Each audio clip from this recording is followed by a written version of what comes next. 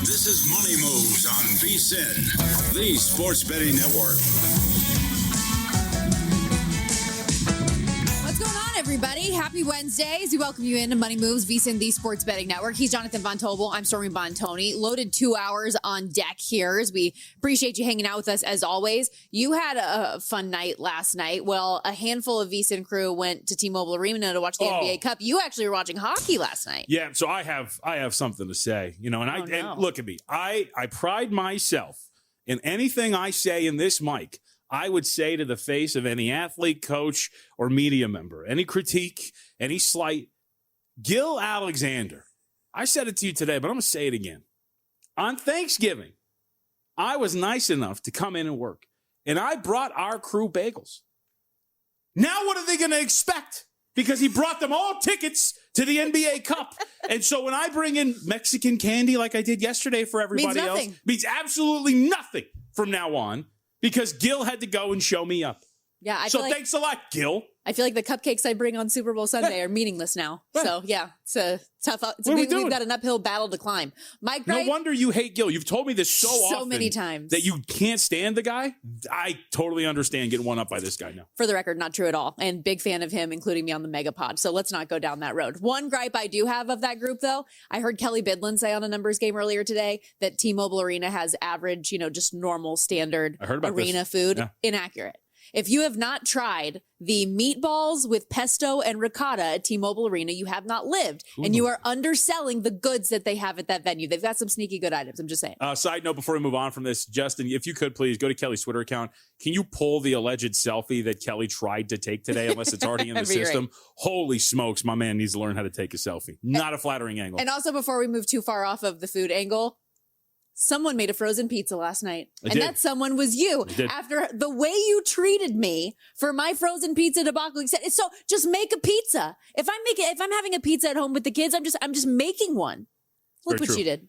I blame my wife who brought home a frozen pizza and just told me to make it. Okay, yeah. And when your wife tells you to do something, you do it. But I hope you did enjoy the minor league hockey game. Silver Knights, good. Yeah, got to go out there, check it out. Good building.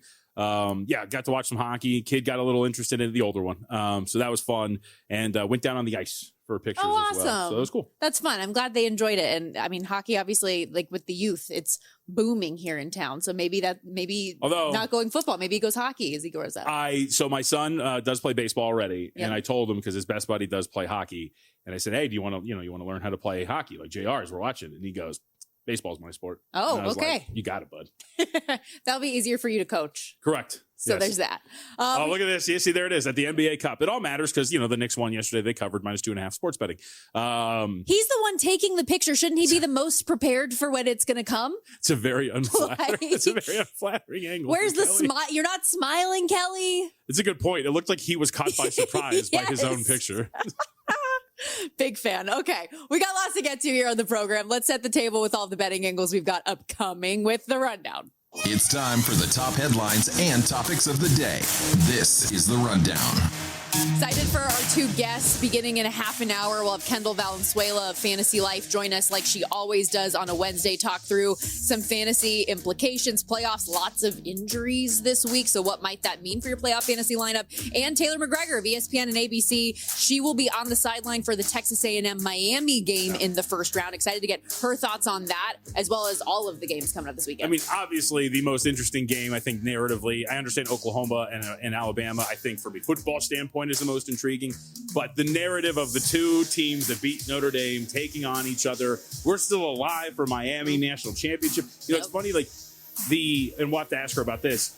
For me, at least, the narrative of Miami as a national championship contender kind of flew out the window because we were so focused on whether or not they were going to make it in. Now, all of a sudden, you're like, isn't this a team that could maybe win this whole thing? Same thing with Texas A&M potentially. So really fun matchup. Can't wait to talk to her about it. And Miami's been a pretty trendy underdog as well, getting 3.5 in that game, total 49.5 with exactly what you're talking about, though. Like the national championship is still alive, although winner of this game does have to go through the defending champ in Ohio State. So we'll get to all of that in a bit. Lots of bowl talk in general. We've got the Pure Bowl, where I do have a play in tonight, as well as West Coast Bias Bowl Edition. All of the West Coast Bowl games we didn't get into last Wednesday, Tuesday, we're going to hit on today, including we got some big news in UNLV's bowl game against Ohio, JVT. I was telling you before we came on air, Ohio first-year head coach Brian Smith officially fired for cause this morning. Yeah, UNLV up to a 7-point favorite at some spots, so we'll have to see. That circa here, by the way, that 7. Is a coach firing worth that? Obviously, there's a lot of transfer portal ramifications as well, but pretty big deal as we head into bowl season. And this is what we talked about. Adam, we go up to the website of eason.com, all these bowl releases 72 hours before, all these sort of things. Bowl season is all about information, man. Yep. This is a preseason, but after the season, and you get stuff like this that alters the line. Coaches moving on, coaches fired, narratives, opt-outs. That's the way that these games numbers shift. And of course, plenty of NFL news and notes, which is where we're going to kick things off. Of course, the big news of the day. ESPN's Adam Schefter, the first to report earlier today, the Dolphins are benching Tua Tagovailoa, turning to Quinn Ewers as the starting quarterback this coming week and potentially beyond it. And it's funny how this escalated too, because JVT, after the game, Mike McDaniel's on the podium saying, hey, I'm not going to make any rash decisions. Then yesterday it's quarterback play wasn't good enough. Everything's on the table. And now here we are. You done. Before we do get on to the future implications, because that's huge, and I know we talked about it a little bit already yesterday, the immediate betting implications this week against the Cincinnati Bengals, Miami hosting Cincinnati. This thing was pick'em, Cincinnati -2.5. Now I'm seeing at DraftKings Cincinnati a 4.5-point road favorite. Yeah, I think it makes some sense. Look, Tua has not played particularly well, despite the fact that the Dolphins had been on that winning streak heading into the game against the Steelers. Much of it had to do with the running game. A lot of it had to do with some garbage time statistics as well for Tua, as we saw again on Monday night. But there's still, I think, a minimal difference between a Quinn Ewers and a Tua Tagovailoa, especially when Quinn was their third-string quarterback. They went over, left over Zach Wilson. And we talked about that yesterday. Of the two, why would you pick Quinn? What's my favorite phrase? Got to see what you have. You got to see what you have. I mean, look, at one point, let's be honest, at one point we were talking about Quinn Ewers as a first-round pick. So there is something there that might have some potential. I don't know if it'll land, but you got to see it. So I think it makes all the sense in the world. And I also think, despite the fact that you're benching a quarterback for poor play, there is a downgrade because of that. Yeah.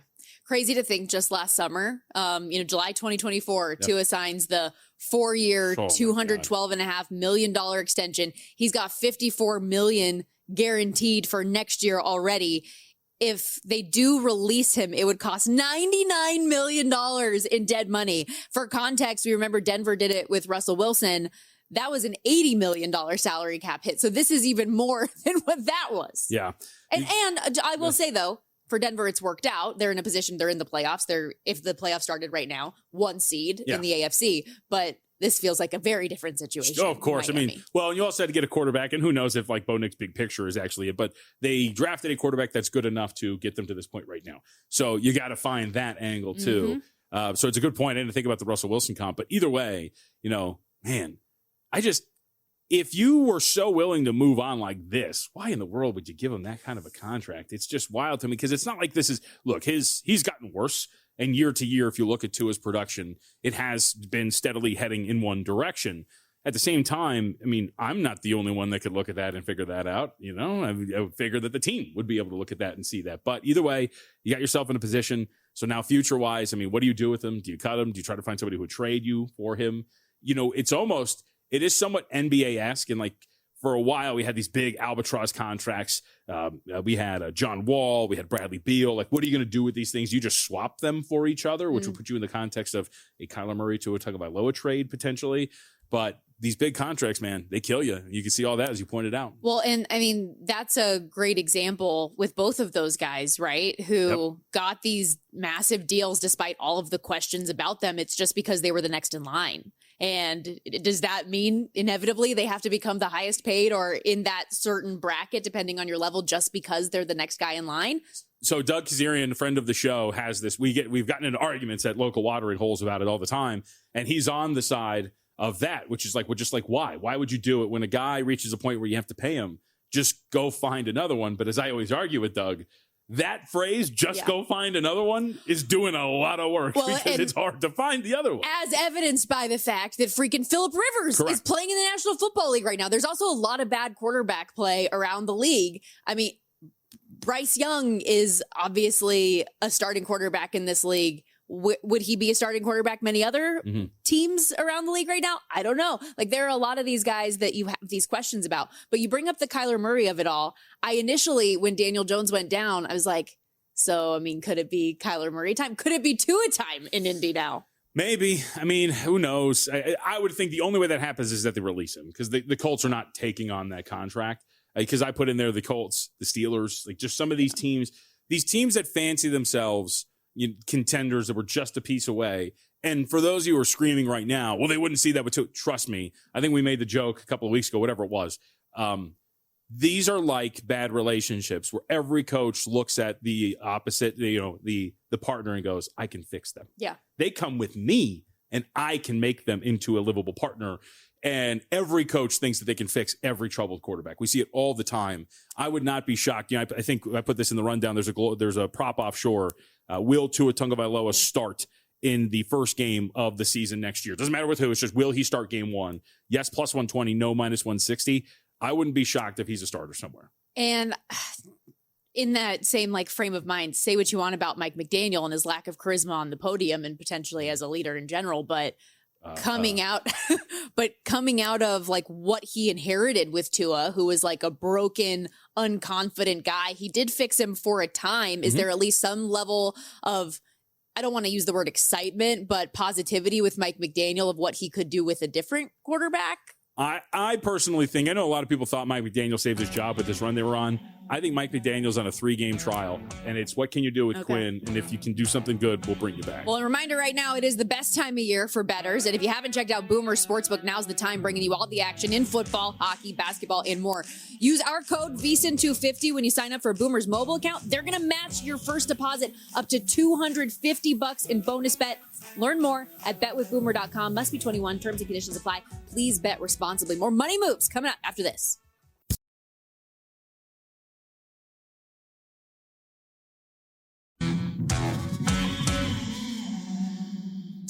You're watching Money Moves here on VSIN, the Sports Betting Network.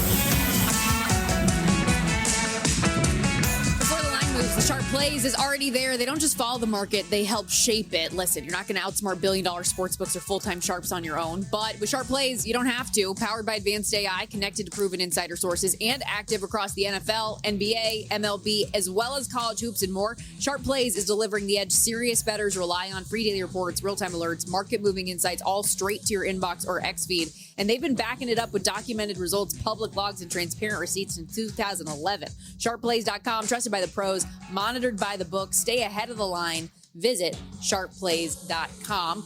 A moment ago, we did see an update from NFL Network's Ian Rappaport that Aaron Glenn, head coach of the New York Jets, has announced Brady Cook will get the start once again this week for the Jets. And I have not seen a following update on what that might mean in terms of just the general health of Trod Taylor or Justin Fields at this point.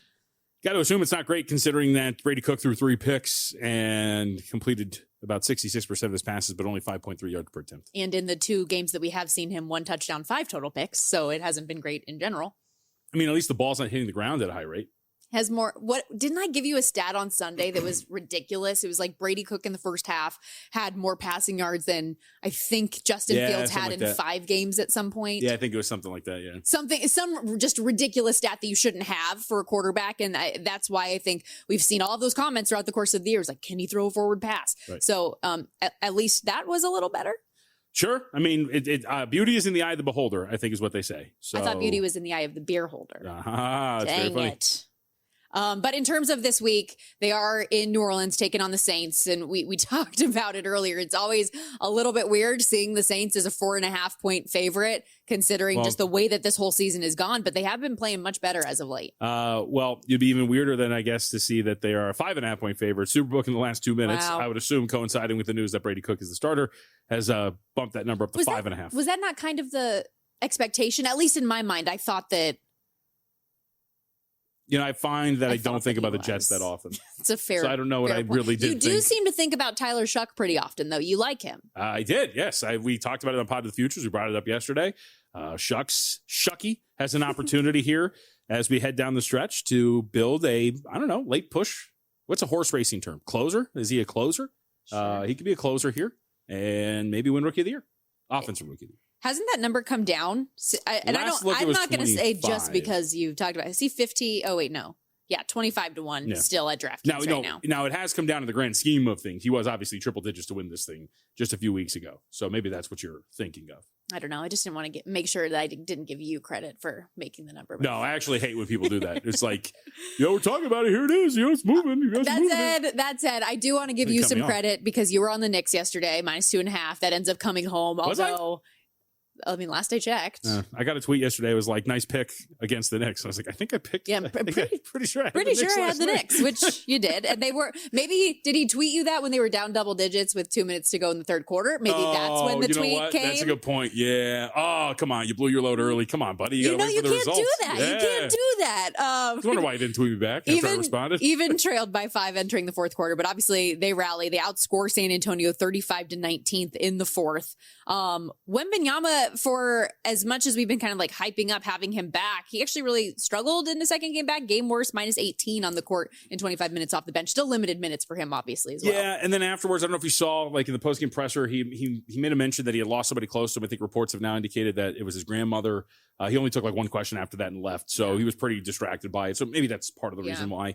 But we should give the Knicks tons of credit for the way that they played in this game. You mentioned the comeback and the fact that there's a, when you come out of a game that the Knicks have won, a championship nonetheless, and you're like, all right, well, who were the guys that really helped you out? Obviously, you're going to go to Jalen Brunson, who had 25 points on 11 of 27 shooting. You're going to go to OG Anunoby, who had 28 points in 40 minutes on 10 of 17 shooting. However, the unsung heroes, and he was a little sung here, Tyler Kolek had 14 points, some big threes for this team, ends up going for 14 points and plus 14 in 20 minutes. And how about Mitchell Robinson off the bench, Stormy? He has 15 rebounds. 10 of them offensively, 6 came in the fourth quarter, and they were leading to some really open shots for these guys. This was a team effort for the Knicks to get back into this thing and get it done. Did a great job of keeping Victor Wembanyama off the glass as well. Wemby only had 6 rebounds in the game. This was like a total team effort leading to a win here, and they did. They beat up San Antonio on the glass overall. In terms of offensive rebounds, it was 23-18, but in terms of total rebounds available, 59-42. Knicks were really impressive, I thought, in this game. And it goes back to what we talked about before. We short number, as we had discussed, only 2.5 on a neutral court against San Antonio. But also, this team continues now. I believe they're 11-2 in their last 13 games, ballparking, with one of the best offenses in the NBA, playing a different style of basketball than they were last year. This Knicks team looks impressive. And in a weak Eastern Conference, where, what would you say, the third best team? You can pick any one of 4. Knicks look like they're going to be there the whole time, and this team's been really impressive during this run. And they are the favorite to come out of the Eastern Conference right now, 3-1, Pistons 4-1, Cavs +450, and the Magic +750. Also the Boston Celtics, who have played so much better than people thought they would, given their injury situation coming into the year, 8-1. One thing I did want to ask you about, though, what is this banner situation? So I guess they're not, but Tim McMahon on the Hoop Collective podcast today, I don't know if he said it in jest, but he said they're going to hang a ribbon. So I don't know exactly. Mike Brown intimated after the game that they were going to hang one. And then I saw an article up on ESPN.com that was saying maybe the players weren't that into it. And so we'll see what they end up ultimately doing with it. I think the NBA is going to step in and tell them to hang something. Well, here's what I'm going to say. Winning the NBA Cup and hanging the banner has been a bad omen because both the Bucks and Lakers have done it to this point. Both of those teams have also gone on to lose in the first round in that ensuing playoffs. And the Bucks, there's an injury situation. I was going to say, I'd also say this version of the Knicks in this season are better than the last 2 versions of those teams in their respective seasons. But also, generally speaking, I say that. Don't do it. I say that part, yes, in jest. But I think about the fact that the last banner that was put up for the New York Knicks was the Eastern Conference in 1999, and this is what you want to celebrate as the next thing in the rafters. That seems a little odd to me. No, okay. So I'm so glad you went down this path. I pray for times like this. So I've seen a lot of this from New York fans. Will Hill, I'm talking to you, buddy. I saw this from Chris Mad Dog Russo, where it was like, we're the Knicks. How could you hang this banner? I watched you riot in the streets when you split home court against Trae Young in a series you lost 4-1. Stop acting like you're so elite that you can't celebrate this. In a series in which you lost 4-1, you acted like you won the whole thing. Let's stop acting like we're too good for these sort of things. This is insane to me. No. I can't believe it. I'm not talking about you. It's the elitism of these New York fans. Like, what are you talking about? Hang the banner. If Adam Silver tells you to do it, and be glad that you won something. You had Spike Lee out there taking pictures and rolling around the confetti yesterday. What are we talking about? So Can't do it. My thing with this is, and listen, I appreciate you getting some of this out of your system now, although we do have an entire segment dedicated to West Coast bias a little bit later on in hour 2. That's right. But with this part of it, just in general, to me, like, I think it's weird that they're hanging banners for this, period. Like, I think it's weird that the Lakers did it to begin with, period. Because for as much as the NBA does want to prop up the NBA Cup and its importance, and I think that's great, and it's awesome that the players get extra money for this, and they have put in the effort to make it a thing and make it special and make it unique. Is that banner worthy? That's supposed to be like what is elevated as conference titles and division win. Do you put that on the same level as if your boss titles? If the boss says so, yes. And Adam Silver, I think, is going to tell them to do it. Adam Silver also wants them playing at college. I called it. Did I not talk to you about that, or was that on local? No, not to me. I think maybe it was on local. I said, like, hey, because we talked about, hey, they're going to take this away. What is it going to do? And I said, well, one of the things they could do is maybe take it around to like college towns. And then sure enough, that comes out. Adam Silver went to Duke, by the way. But one of the things that was pretty funny, did you see, was it last night? Jalen Brunson, was that maybe after the semis or last night? Brunson was asked, and I like to ask you these questions because you're a media member that asks athletes and others questions. A media member asked him, do you plan on sharing the money with people in the building that don't get Emmy? And Brunson's like, that puts him in such an unfair position to be. First off, yes. And then he goes, well, we were, but thanks for ruining the surprise. So to your point, how is he supposed to answer that other than yes? I would have loved it. He's like, no, what are you talking about? Like, I'm playing for this money. I want it. But also, you ruined the surprise. You put the onus on him. It was a ridiculous sequence. Like, are people going to start asking head coaches now that leave their respective college football programs if they're going to donate $100,000 to the next head coaching? Because that's what John Summerall did. That's what John Summerall did. So is that going to be a normal question for every head coach that's moving on? You can't ask those kinds of questions, in my opinion. By the way, is it a letdown after winning a championship? They have to play Indiana coming up next tomorrow. Is it a big letdown, a hangover, if you will, having to go from Vegas to then Indiana to take on the Pacers in a road spot? Also, real quickly, I was laughing a little bit because I get Josh Hart? I was going to say, the thumb? It is about that. Just like I get the Bill 80 daily newsletters to my inbox every single day, I also get the Athletics daily newsletters. And I was cracking up at the still shot they took from the trophy presentation portion of this was from immediately following that Josh Hart, Jalen Brunson moment. Okay. And like you see the turnaround from Brunson. That is immediate. That is the screen. That is the photo they chose from Getty Images for the daily newsletter. For those who didn't see it, Josh Hart stuck his thumb up Jalen Brunson's say what it was. Rear end. So, he's talking about those are all scientific terms. We got this episode here on Money Moves. We will have more basketball a little bit later on in the program, but for now, shifting gears to football. Kendall Valenzuela of Fantasy Life helping you get set for the playoffs next.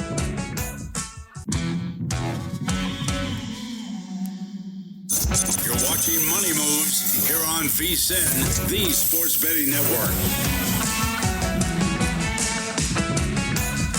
Has the perfect gift for you this holiday season or the sports bettor in your life. Right now, you can take advantage of our holiday special. Get VSiN Pro Access through May 1st for just $79. That gives you everything we do, including daily best bets from all of our show hosts and guests, real-time betting splits, AI-powered prop tools, 24/7 video, so much more, including all things college football playoff we got coming up, college basketball, plus the summertime NFL draft, the Masters, March Madness. We've got it all. Don't miss this limited time holiday special. VSiN.com/subscribe is how you can unwrap your betting edge this holiday season. Again, VSIN.com/subscribe. And I hope some of you already got a gift in the fantasy football playoffs last week. I really hope you're off to a good start, that you didn't get Kyle Pitts or Trevor Lawrence in your round last week. And to help us talk through all things fantasy, which of course we can also put to work from an odds and prop betting perspective, Kendall Valenzuela joins us here on the Progressive Guest Line. Football analyst over at Fantasy Life, Sirius XM, Fantasy Channel 87 as well. Kendall, and this past weekend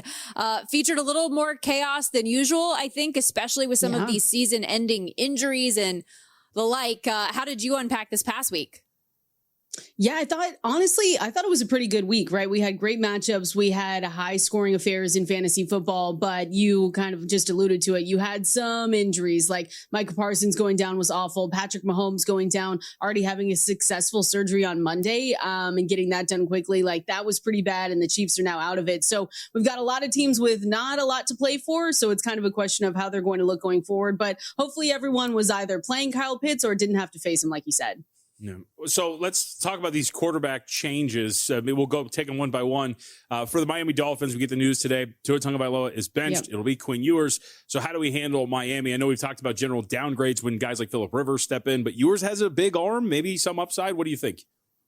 Yeah, I think there's some upside because I think there's some upside with any quarterback facing the Cincinnati Bengals. So I am cautiously optimistic, although I will say it's downgrades for me across the board. I think there were only 3 players that you were really starting with the Miami Dolphins, though. You're starting Devon Achane no matter what. You don't need us to tell you that. I think Jalen Waddle is still in that territory of a wide receiver 2 for you. The one that I think a lot of people are going to get hung up on is Darren Waller for tight end because the Cincinnati Bengals give up the most fantasy points to opposing tight ends. And so I actually downgraded him. He is a tight end. He's tight end 12 for me. So I think that still puts him in the category of if you picked him up off the waiver wire, you might not have better options, or you might look around and say, I want to play him ahead of guys like, Chigakonkwo, Ferguson, Colston Loveland, Dalton Kincaid. But there is a limit to where I'm willing to go. So I have had to drop him down a little bit. Again, he's my tight end 12 this week. So I'm a little less optimistic than I was just 24 hours ago. But I think he's still someone that if you can stomach it and you want to believe that Quinn Ewers can at least just get him the ball against a really bad defense, then you can go ahead and continue to start him.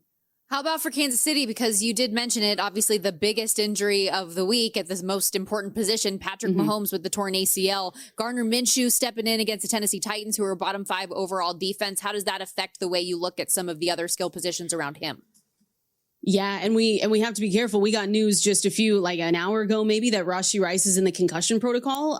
So that's one where you have to watch out for him too. So if you have Rashee Rice, just have a backup ready to go. I think the one thing with me with Gardner Minshew is we've seen him before, right? He started with the Raiders in 2024. It wasn't beautiful. He had 9 starts. He was throwing for roughly 200 yards per game, 9 touchdowns, 10 interceptions. My thing is that I'm trying not to overreact too much because I still do think that this Kansas City Chiefs team, as much as people want to say they're going to give up, they have nothing to play for, they haven't missed the playoffs since 2014, so they're not going to show up. I'm kind of countering with that and just saying I still think they're going to show up. I think if you're looking at Travis Kelce specifically, I still have him ranked, in a decent range, right? He's still inside my top 10 because if we're looking at ADOTs, Rashee Rice's ADOT, average depth of target this season, has been low. It's 4.9.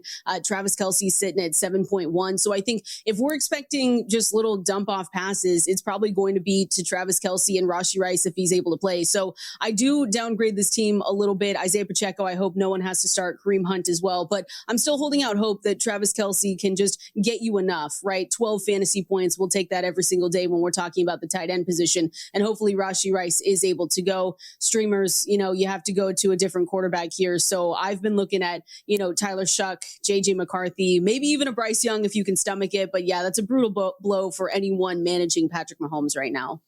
All right, let's sift through some of these injuries that we also have for a lot of different skill positions. The Green Bay Packers, namely, it seems that everything, the sky is falling almost. A lot of different guys, including along the offensive line, not practicing or would not have practiced today if not for the short week. So what do we do with Green Bay in these skill positions as they head into a short week against Chicago? Yeah, I think that it's interesting because they've told us that Christian Watson, I believe, was practicing today. So I was kind of shocked to see that.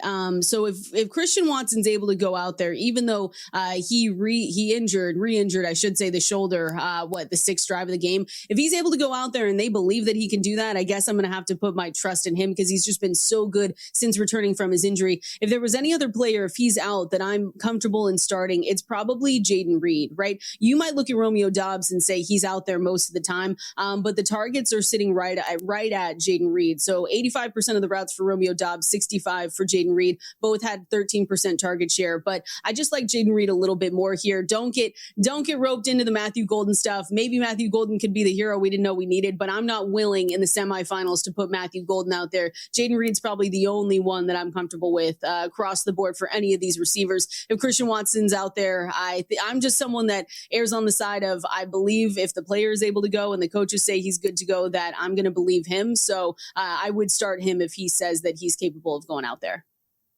On the other side, I know the Bears have had more success on the ground than they have through the air, but a couple wide receiver notables for them as well. Rome Odunze tried to give it a go last week, but re-aggravated the foot in warmups. And then Luther Burden, who was having such a good game, had to get knocked out with an ankle injury. Same question, I guess, but for the Bears offense. Yeah, I think that I'm really holding out hope that Luther Burden can go this weekend, because I think he has potential to be a potential fantasy winner for you in the playoffs. Because when you looked at him before he went out with that injury, he was on pace. He had a season high 75 route participation rate. And then he got the ankle sprain in the third quarter. They said he's day to day. If he's able to go out there, I'm very, very excited about Luther Burden in this offense. I think DJ Moore, of course, people might look at him and say, well, I'm going to flex him now. And I do think if Luther Burden isn't out there, that is definitely an option. He had a ton of end zone targets, which he doesn't usually have. He had 3 in this game this past week against Cleveland. Obviously caught 2 of them for those touchdowns. But the fun fact is that was only the 4th time in 124 career games that he's been targeted at least 3 times in the end zone. So this is one thing where I think you do move DJ Moore up if you have both of those guys out. But I'm really holding out hope that Luther Burden can go, because I will be playing him if he can. I'm going to be flexing him. Do you have a favorite stream? Do you have something that you're going to tell somebody, hey, Kendall, look, I need somebody to save my playoff season here. Who is the guy I'm grabbing? Man, save your playoff season. That's a lot to put on me. I will say, like, I'm still loving, and I don't think I've talked enough even about Juwan Jennings this season. Like, if people have Juwan Jennings, he could be in line for a really big week this week, especially if Ricky Pearsall's not able to go. I'm looking at him and saying to myself, okay, there is a chance here that he could put up some really big numbers. So you have to like what he's been giving you so far this season. If you want a really deep guy, I will say that I wrote up when I'm looking at, who was it? I can't even remember it right now. It's for the New Orleans Saints. Like, their running back situation is so dire that I wrote up Audric Estime. If you can't have Devin Neal go this week and you're still looking at Alvin Kamara not out there, I think Audric Estime could be someone that is so random, and it has to be just sheer luck, and you have to be in a really bad, desperate spot in those deeper formats. But he could come out and score a couple of touchdowns this weekend if he's the only running back that they have left that's healthy on that team. And Kendall, just to go back to your thought on Juwan Jennings, even when the yardage hasn't been there, the touchdowns have 6 touchdowns in the last 6 games, including 4 in the last 3. So he's been getting the points when you need him there. One last thing real quickly, a guy we didn't bring up yet was Davante Adams, who pulled up lame with the hamstring and obviously a re-aggravation there as well. No firm word one way or another on his availability, but it is a short week. What's your approach to Davante Adams? Listen, as a Seahawks fan, I think he should rest. I don't think he should go out there. I think he should just take his time and, just find yourself coming back in week 17. It's going to be totally fine, Davante Adams. They don't need you this week. As a fantasy player, this is probably, and I went back and forth with Adam Ronis on SiriusXM on this today, but we went back and forth. If Davante Adams, if they really say that he's going to go, I might not be comfortable playing him, because that feels like a decoy situation, or they just say he's going to get end zone looks. I don't know if I want a boom or bust wide receiver in my lineups with Davante Adams this week, hoping that he finds the end zone. That hamstring injury looked bad. Go get Colby Parkinson. That's another one at the tight end position. Seahawks have a great defense, but they give up a lot of fantasy points to tight ends. Colby Parkinson can save your season this week, especially if you're looking for a streamer or just a tight end to put into your lineups. He's going to be in a lot of mine tomorrow. How are you feeling against the Rams tomorrow, by the way? Yeah, what are you doing? Not great, but it's fine. Davante Adams can sit. I just need Sam Darnold we just need a clean game from Sam Darnold, and I wish that the run game was better. They had their worst game performance last week with Kenneth Walker and Zach Charbonnet. If that got easier, it would be a lot easier for Sam Darnold, but I'm hoping for no 4 turnover games anymore from Sam. That's what I'll say. And maybe more than 4 field goals would be great. Please, Kendall, please. That'd be great. You're awesome as always. Appreciate you. Everybody, make sure you check out the work over at Matt Berry's Fantasy Life and, of course, SiriusXM Channel 87 as well. You can follow Kendall at KValenzuela17. We got to step aside. Shifting gears to college football, Taylor McGregor of ESPN joins us next.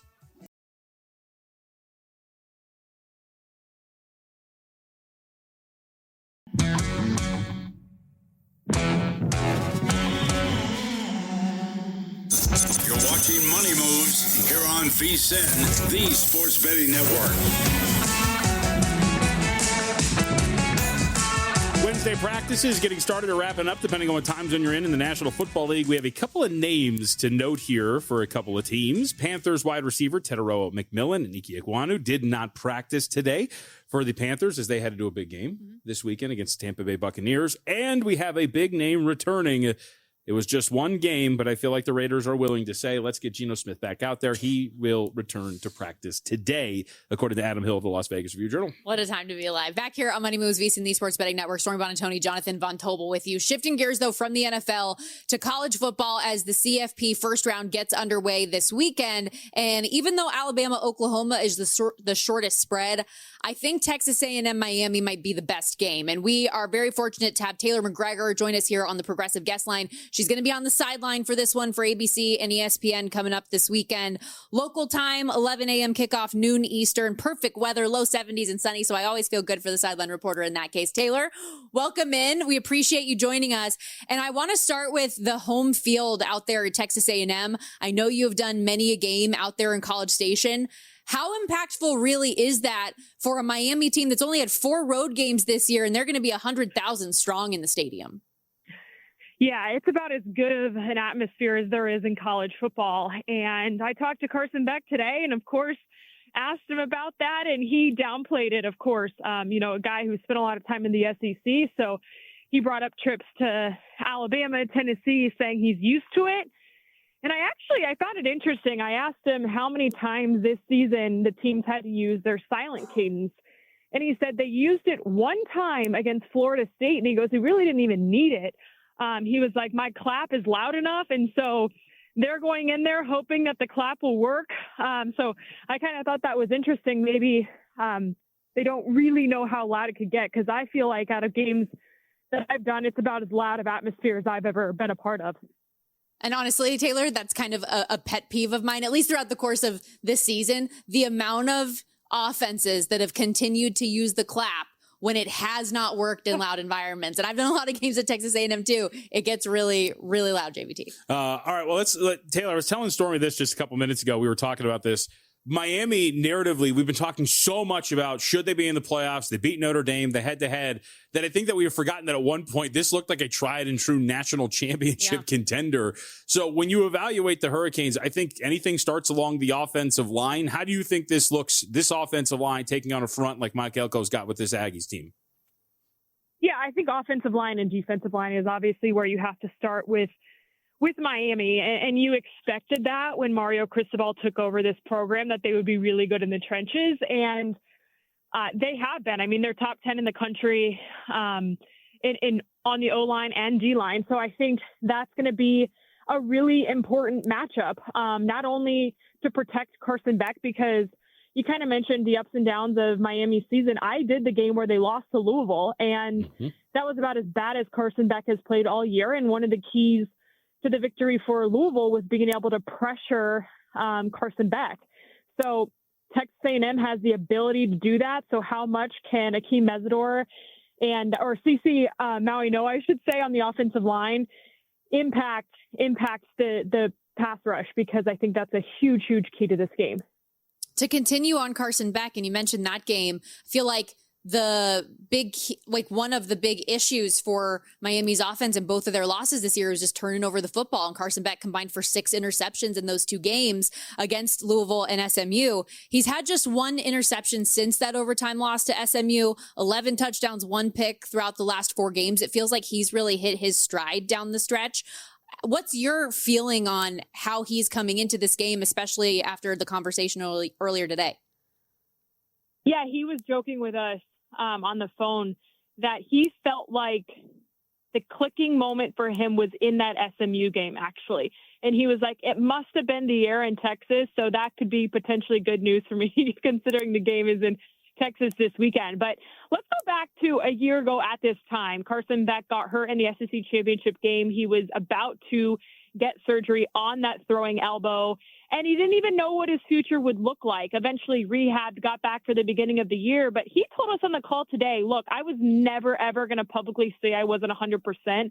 He was like, but I was still coming into myself through the first 6, 7, 8 weeks of this season. And it wasn't that he wasn't healthy. It was just learning how to adjust to the new elbow, because he said it's different. The ball felt different coming out, and not to mention you're in a new offense with all these new pieces around you. And so he feels like it took him some time to A, get fully healthy, B, completely comfortable in this new offense. And he believes he's playing the best football of his life right now. He said when he decided to come back to college and he drew up how he thought the season would go, this is how he thought the season would go, is the way that he's playing right now, which is really good news for the Hurricanes. What about Mario Cristobal? I think, and rightfully so at times, the criticism of him has been some of the decision-making in some of these big moments for his teams. How do you view him and what he can do on the margins as a decision-maker for this team going into a playoff game? Yeah, I mean, I had him against Louisville, and that was kind of where the decision-making got highlighted, and the ability or lack thereof to make in-game adjustments to everything that Jeff Brom was throwing at them. I think, look, the thing with Mario Cristobal is he's an elite recruiter, and he has really, really talented players. So I think the margins for this Miami team is going to be a lot of relying just on that sheer talent and on the offensive and defensive lines. I think, we talk about Carson Beck getting pressure. Well, I also had the Texas A&M South Carolina game when South Carolina was able to get a ton of pressure on Marcel Reed, and they really, really struggled in the first half. And this Miami defense can do just that. I mean, they have two of the best edge rushers in the game in Ruben Bain and Akeem Messidor. And so if they can really get pressure on Marcel Reed, I think it could go really well for Miami. So back to your question, I think it's just going to be Mario Cristobal relying on the talent that he has up front. And they've done a really good job against mobile quarterbacks throughout the course of the season. I saw someone put out a stat earlier today. Byron Brown, DJ Lagway, Kevin Jennings, Tommy Castellanos, and Kyron Drones combined for just 74 total rush yards. So can they contain a little bit of what Marcel Reed tries to do? Let's move on to another game, though. By the way, Taylor McGregor of ESPN and ABC joining us here on the Progressive Guest Line. She's going to be on the sideline for Miami of that Miami-Texas A&M game coming up this weekend. You also have covered a ton of Ole Miss this season. You were on the sideline for that Egg Bowl. I was joking with you before we came on air that like you and Marty Smith were being put to work that weekend with everything going on with Lane Kiffin, but this program really well. And with him moving on, what's your expectation for Ole Miss in their rematch with Tulane coming up on Saturday? Listen, there's an element of Lane Kiffin that he brings incredible value to the sideline. And most notably, it's been reported and documented how he'll whistle to get his guys in the right formation pre-snap. And he's elite at reading opposing defenses, and he's a brilliant offensive mind. However, let's not forget, Charlie Weiss Jr. has called the plays all season. And although Charlie Weiss initially got on the PJ down to Baton Rouge, he has since returned to Oxford to help this team make a push in the playoffs. So maybe some of this is naive. I think the team's going to be just fine. I think with both of your play callers still in place, you have a team that it's been about everything but the players the past 2 months. And those guys have taken it personally. Look, they want credit for the best regular season in the history of Ole Miss. And now this is the biggest sporting event in the history of the state of Mississippi. And these guys want credit for it. So they're hungry. I think you saw that in the Egg Bowl. Even Lane Kiffin said it to me post-game. He was like, look, everybody wants to talk about distractions. I actually think it's brought this group together because they understand that it hasn't been about them and they want to make it about them. And it's really brought them together to perform at a high level. So with both of your play callers still in place, you have a group of guys that's really hungry to continue to prove themselves. I think Ole Miss is going to be just fine, especially in the first round against a Tulane team that they beat pretty handedly in, I think it was week 3 or 4 of this season. Yeah, definitely won that game by margin. I think it's 35 points. They're 17.5-point favorite in round 2. Got about 30 seconds before we let you go, Taylor. Do you have a pick for who wins it all this year? Like, who do you think could really contend for the national championship when all said and done? Look, so there's a little bit of bias against teams that we have seen in person. I had the chance to see Georgia in person, and it was right when they started to click, especially defensively, because that had been the knock on this group. They hadn't been as good getting to the quarterback this season. The secondary had been a little thin. I think they've put the pieces together. I think they're playing as good a football as anybody in the country right now. So again, it's a team that I've seen. I have not seen Indiana or Ohio State in person. And I have a ton of respect for what both those programs have done, watching them on TV. But I think I'm going to go with Georgia. I just really, I believe in what they're doing. I think Gunnar Stockton is a total baller. He doesn't get enough credit. And so I'm going with the Dogs. T-Mac, you're speaking to two people that have the Georgia Bulldogs as a pick themselves. You're awesome. Thank you so much for everything. We appreciate you. Safe travels to College Station. Thank you. Safe travels to Oregon. Thank you. Taylor McGregor, everybody, make sure you check her out on The Call, ESPN, ABC, coming up Saturday for Texas A&M in Miami. We got to take a step aside. We will be right back. More Money Moves kicking off hour 2 next.